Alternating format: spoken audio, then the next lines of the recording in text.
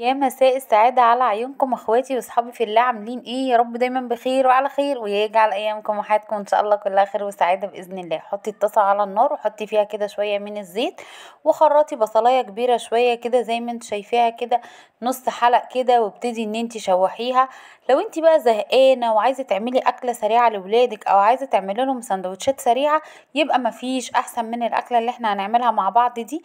مش هتاخد بالظبط ربع ساعة معاكي. هنا بقى كده ادي البصلة بتاعتي، بصوا ابتدت كده تتشوح وتاخد لون. هنزل عليها برضو بطماطمية كده مقطعاها، وعلى فكرة ليكي حرية الاختيار في التقطيع، قطعي بالطريقة اللي تعجبك. الاكلة دي اكلة حلوة جدا، والمحلات دلوقتي بقت بتبيع السندوتشات منها، بقت غالية جدا، فنوفر ونعمل لولادنا كل حاجة في البيت.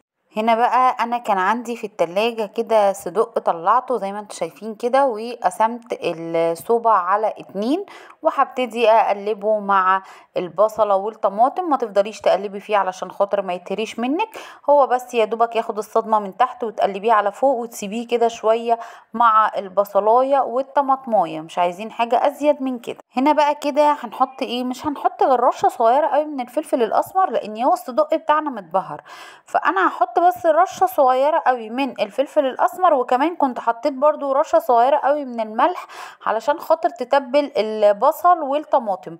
وهنا بقى دي اختياري، حابة تحطيها حطيها، مش حابة انتي وراحتك. معلقة ونص من الصلصة انا بنزلها على الصدق بتاعي، وهبتدي اقلب كل ده كده في قلب بعضه، والنار تبقى متوسطة، ما تبقاش النار عالية علشان خاطر يستوي كويس معاكي. هنا بقى كده بصي، وهو بيستوي كده في نص السوا بتاعه كده، هنجيب شوية من الفلفل الالوان، اخضر واصفر واحمر، وننزله عليه. لو ما عندكيش فلفل طبعا ما فيش اي مشكلة خالص، اللي متوفر عنده بيحط، واللي مش متوفر طبعا ايه ما بيحطش. ينفع احط نوع واحد بس، او ينفع تحطي اخضر او احمر او أصفر. بقى كده زي ما انتم شايفين الطاسة جاهزة معايا اهو بقى للاكل على طول. حاجة بسم الله ما شاء الله سهلة وبسيطة، وفعلا بقى بيشتروا منها الساندوتش في المحلات غالي جدا جدا. هحط بقى شوية كده من الفلفل الالوان، انا ولادي بيحبوا الفلفل الالوان جدا، ساعات بقى ان انا اقطعه لهم كده من غير يعني ما احطه في خضار او احطه في اي حاجة خالص.